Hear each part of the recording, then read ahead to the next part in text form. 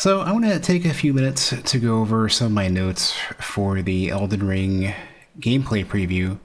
Some of this might be a bit redundant, some of this is going to refer to the earlier trailer as well, but I wanted to point out some stuff that I noticed, as well as put up some stuff to see what you guys think. So, as we already saw, it's pretty much the Dark Souls 3 aesthetic, which is Dark Souls and Bloodborne. I think they have better use of color in this one, by a decent amount, honestly. I think the landmarks and the vistas that you'll see, what they've shown so far looks a lot better than Dark Souls 3. It's interesting to see how much fog there is in some of these areas. I wonder if they do that for like LOD purposes, or is that part of their aesthetic? You could see a lot more verticality, not just in the open world, but you could see that in some of the dungeons as well. I'm kind of wondering if the dungeons are going to be handled somewhat Zelda-like. It seems like there might be like one major entrance or exit, and then once you're in, you're just dealing with that, and you can retreat your way out, or you can finish up the boss, and hopefully there's some sort of shortcut to get out. In the earlier trailer, we saw there seems to be a big kind of like a world tree type of thing, but it's a lot more clear now that there are other trees. It's hard to get a good grasp for what the size is for those. Like, some of them look pretty big. Nothing is glowing in the same way as the large one, the big world tree type of thing. I wonder if those are basically connected. I kind of have this thought in my head that maybe they just glow when there's a boss nearby. Like, maybe the big world bosses all have a glowy tree, and even if there's a big central world tree, there's a lit tree for every one of the main bosses, and that's kind of how you know where to go. So one thing that was kind of weird as I was watching the preview was that there are a surprising amount of enemies that just don't seem to care about you. Lots of indifferent looking, hollow type creatures. Not only like big ones that are dragging these carts, but like their entourage. You have a bunch of them next to this dragon you see early on. I wonder, like, is there like an event that makes them attack you, or is it just the ones at the cart? At least I can imagine you try to get the stuff in the cart, then they'll go and attack. But everything else, I don't know. In fact, I'm actually kind of wondering, like, are the carts always a super valuable item? Are they just like a random encounter? Is it something like the better defended it is, the more likely there is to be good stuff? Is there unique stuff in them? Is it always supplies? I'm kind of hoping it's a regular thing. Like, if you're browsing the world, maybe it's just worth, like, okay, I see this, it's worth my time. It may not be like a one-off unique item, but maybe there's some valuable stuff. Maybe it's just a source of souls. Maybe it's like one of the bigger places that you want to go farm. So when they show the map, there seems to be some sort of day-night cycle. I wonder how impactful it is. I wonder if it's something just like Dragon's Dogma style, where it's like everything is scarier at night, it's harder to navigate around. Are there special events only at night? Like in Dragon's Dogma, there's like whites and stuff, and those are super nasty to fight. I haven't seen anything talking about that yet. All I see so far is like day-ish, good visibility, not like super dark night kind of stuff. There's weather. That's something. I don't know how variable it is. There's at least occasional rain. I don't see anything that specifically mentions or shows either that the weather is locational or has some sort of gameplay effect, or there's more than just rain or whatever. One thing that I did see, though, that I want to know what that's all about is some sort of lightning. There's some sort of like localized small area that you could just walk around that's just like lightning striking all around.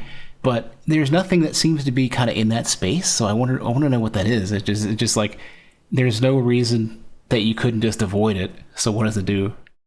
During what seems to be the main dungeon that they show in the gameplay preview, there's a spot where you're coming across these like triple shot ballistas in the distance behind a gate, and the cadence really looks like you could roll them, and I wonder if this is a nod to Demon Souls.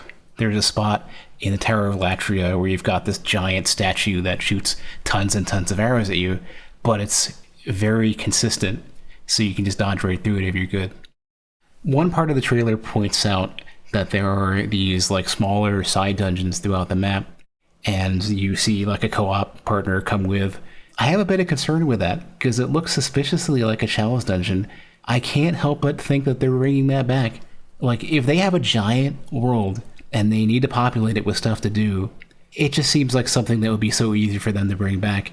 Personally, I loathe chalice dungeons. They're terrible. I can't stand them. They're repetitive. Lots of stuff gets reused. The layouts weren't interesting. Maybe they've made a more robust system? I don't know. I'm hoping that it's either not chalice dungeons or it's good. I'm willing to keep an open mind with that. So in the preview, there were 2 separate world bosses that didn't seem to be behind a fog gate in any way, didn't seem to be closed in. One was the dragon that you fight, and the other one is some big knight on horseback. For the second one, you see that there's a co-op partner with you, so at the very least, it seems that you can just bring your co-op partner into these fights. What I want to know, though, is that, like, if the fight's not going very well, can you just leave? Or are you closed in? Is there some sort of range restriction? Does the boss reset? Does it chase you, you know? The main boss does seem to at least lock you in. It's got a pretty normal looking fog gate. It's yellow this time. I'd imagine you at least can't run from those. You know, there's a big cutscene in front of it. That's kind of the big deal boss. I kind of get it that the fog gate has to be opaque, but I really miss the transparent ones in Demon Souls. I liked looking through those and looking at like armor spiders staring back at you with the red glowing eyes. It was like super imposing. So it seems like at least in these side dungeons, illusory walls are back, and luckily in this case you just attack them to open. One thing I noticed kind of off to the side as they're riding around is there is a small glowing sort of mushroom looking spot, and the only reason why I felt like I should point it out is that I only really saw the one just kind of off to the side, and I want to know what that is. You can see a few different types of wildlife. There's some rams, there's some sort of large squirrel. You can see birds at one point, although I'm not sure if they're scenery or something you can interact with. I'm wondering if you can hunt them for crafting materials. So we've only seen a few different enemy types. Lots of them seem to be kind of like basic soldier types. Some of them look kind of in the range of kind of hollow, or for this aesthetic seeming to be more towards maybe like Nordic style, maybe like Draugr, or, you know, that kind of thing, you know, those sort of like zombie kind of creatures. There's also some sort of bloodborne looking eldritch creature in the forest. In the side dungeon, you see there's a skeleton with the pretty standard head pat as they come up.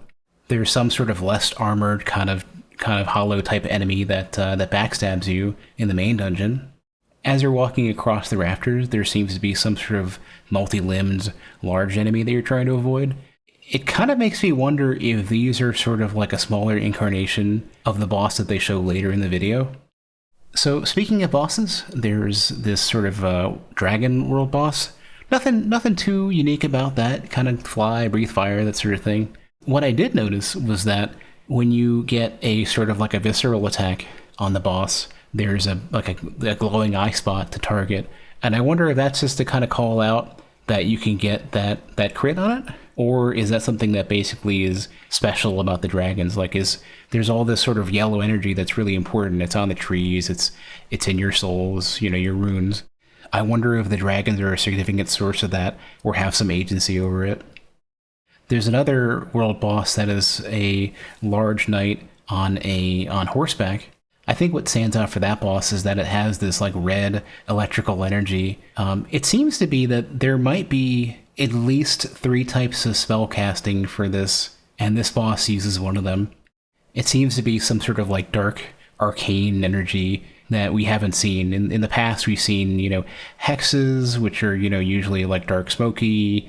You know, we've seen sorceries usually being kind of bluish. All the faith and miracle stuff usually trends towards yellow and white. Pyromancies and flame sorceries have always been kind of a fiery red. The main boss we see in the video is Godric the Golden, and he is extremely bloodborne. And this is kind of one of those things that has been a bummer for me ever since Dark Souls 3, that seems to be the aesthetic that they're going for. That being said, it's a cool looking fight. He seems to have a lot of interesting abilities, and he does seem to have a second phase. And in that phase, it seems that he attaches the head of the dragon that you saw earlier, or a similar dragon, to his arm, and he has basically a flame breath attack. So I don't have too much to say about the NPCs and the lore just yet, but I wanted to at least touch on a few points. The pot character, Alexander the Iron Fist, seems to pretty obviously be our Sigmire, our sort of bumbling character that we're gonna get out of trouble in some way. Melna is pretty clearly our Firekeeper. I'm imagining she manages runes and spirits, and you'd have to go to her to level up. One thing she says, which is kind of interesting, is she specifically says beyond the fog. I wonder how significant that is. I wonder if that could be a reference to Demon Souls. The other thing I'd like to figure out is what is up with the symbol on her face. I didn't immediately see that same symbol elsewhere, but I'm imagining it's pretty important. Later on in the video, we see some sort of hollow-looking NPC. I'm not sure if they're super significant. Some people were comparing them to patches. I don't get that at all. I'm guessing it was just a first glance, or maybe the voice actor. One thing that stood out in that encounter is that your dialogue choices are more than just yes or no. I'm not sure if they're just wording them out, or you actually will have more stuff you can choose. That made me kind of think of the Sekiro system, where you have a lot more ability to ask for information and stuff. The character that I'm most interested in seeing is named Rajie, and I'm not sure I'm pronouncing that right, but I'm also not sure they're pronouncing it right. He's a sorcerer, and the first thing I'm going to do in my playthrough is go straight for whatever magic I can get. There was another potential character that I saw in the trailer, and I'm not sure if they're actually an NPC or a corpse or what. You see on the left-hand side of the screen, there's some sort of character who looks like he's been impaled. You can see an arm kind of grabbing onto like a spear or something, and they're kind of sitting around a bonfire, and I'm not sure if that's a usable bonfire in any way. I'm not sure if that's just a prop or scenery or whatever, but they look way too detailed to just be some rando corpse on the ground. So bonfires still exist. In this case, they're called Sites of Grace. The only thing I can see that's different so far from a regular bonfire, besides how they look, is that they have a guiding light that points towards at least the next set of grace. It seems like if you wanted to, you could take maybe a pretty linear path through the game. I didn't see any cases where it looked like Sites of Grace would point to multiple different locations. It seems to be a pretty linear path so far. You can see the player chugging some sort of Estus-looking thing. One thing that I'm not sure they've confirmed yet is how do you refill it? I'm really hoping it's a standard Estus flask. I'm hoping you just go straight to a Site of Grace, and that's the way that you replenish that. I'm really hoping we don't go back to blood vials or grass or any sort of farming system. There's some dark areas in the game, and they have a torch that is more or less the same as Dark Souls 3. One thing I want to know is, does it increase the lock range? Dark Souls 2 was the only game that did this, but if you had a torch out, your lock range would increase. It was really good to have as a spellcaster. One thing that was interesting to see is that rather than binoculars, it just seems you have a spyglass. I think this is the first time you've had a spyglass since Demon Souls. I think there might have been one in Sekiro. So there's now a crafting system in the game. So far we've only seen it used to craft arrows. I'm hoping it isn't used to craft Estus. So crouching is returned for Sekiro, and a lot of the sneaking around seems very similar. I'm kind of wondering how they fit into the game. I'm guessing that the controls for the game are closer to Sekiro than Dark Souls. There are at least a couple of free buttons in Dark Souls, and I think they can make it fit. So even though you can jump, it seems that there's no plunging animation. It still seems to cause a crit. Speaking of, there are guard crush criticals, so that's carried over from Dark Souls 3. The way that it's worded though kind of makes me think that there's posture. I'm not sure if that's just landing any sort of special attack or guard crush, or just any big attack will do it. I'm wondering if this is how they justify charged R2s and heavier attacks. So in addition to simply sneaking around, if you land a sleep arrow on an enemy that doesn't see you, you can get an on-the-ground crit on the sleeping enemy. One thing I noticed is that it looks really similar to the coffin stab animation from Dark Souls 1. Parries have returned. They look just about the same as Dark Souls 3. One thing that I didn't initially notice, and I'm not sure how many people have noticed at all, there seems to be some sort of alpha counter or V reversal, or some way to break out of lock stun and initiate an attack. You see it in the middle of the fight against Godric. I wonder what resource that's going to consume. Moving and fighting on horseback seems pretty smooth. The attacking seems really natural, getting on and off a horse seems pretty quick. It kind of reminds me of Sekiro. The double jump looks a little weird though. They haven't shown any interesting uses for it so far. The Spirit Spring on the other hand looks really good. It looks like it makes it a lot easier to get around the map. When they were showing off crafting, you could see a chunk of the menus, and it seems that FP is back. I'm really hoping that also means that there's some sort of Ashen Estus. I would hate to have some sort of limited or farmable consumable in order to get FP back. Another thing that was visible was that not only do they show your equip load, but they show the threshold as well. The new currency to replace souls is runes. I would imagine that they're just experiencing currency. So it was interesting to see a map in a Souls game. I think there was one in Sekiro, but I don't think it had a lot of use. One thing that I really liked to see there was that whenever you place a marker, you can see it in-world. It's represented as a beam of light. So it was mentioned before that there would be co-op and invasions, but one thing that was interesting to see is that they mentioned PvP and invasions as if they're two separate things. I wonder if there's going to be some sort of a duel or arena system. So gestures are back as expected. In this case, you can see the hurrah gesture. One of the allied players uses the Beckon gesture. And there's also now something that looks like a dab. So if you look really closely, you can see there seems to be a guidance sign. They don't show any used in the video, but I'd imagine they work about the same. You also see bloodstains. There's at least a few in the video. What I don't see is a player bloodstain, and I'm wondering how death is handled in Elden Ring. If you look at the bottom of the map, you see there's a button for multiplayer status, and I wonder what that means. Does that show where you're currently at? Like if you're being invaded? Or do you have any control over that? Can you just turn multiplayer on and off? Or can you say co-op only or invasions only? So one thing you can see right away is a lot of the weapon animations from Dark Souls 3 have returned. You see some familiar stuff from straight swords, great clubs, a curved great sword with what looks to be the small curved sword kick move. You see a great axe that kind of looks like a Drakekeeper axe. You see a spear. You see something like a short bow. Twin blades return. You can see a player using a great axe. You can see a claw being used in the side dungeon. There's dual curved swords. And you even see a lucerne. One thing that was interesting to see, and kind of disappointing for me as a spellcaster, is that Soul Greatsword is now a weapon art, and it seems you can charge it. One of the other weapon arts seems to be some sort of a ghost step. There's some sort of wind weapon art. It shoots a couple projectiles forward. You also see one of the enemies use that, and I'm wondering how many different enemies use weapon arts. There's a quick step, and it's no longer just on a dagger or a thrall axe. There's sort of a spirit summon axe chop as a weapon art. There's also some sort of blood sword attack, where the character wipes their hand across their sword before attacking. You can also see a spear weapon art with a series of rapid pokes. There was a good bit of spellcasting shown. So far, there seems to be 2 implements. There is a pretty normal looking staff for sorcery, and there is some sort of chime with a kind of a tome or an artifact, and that seems to be used to summon spirits.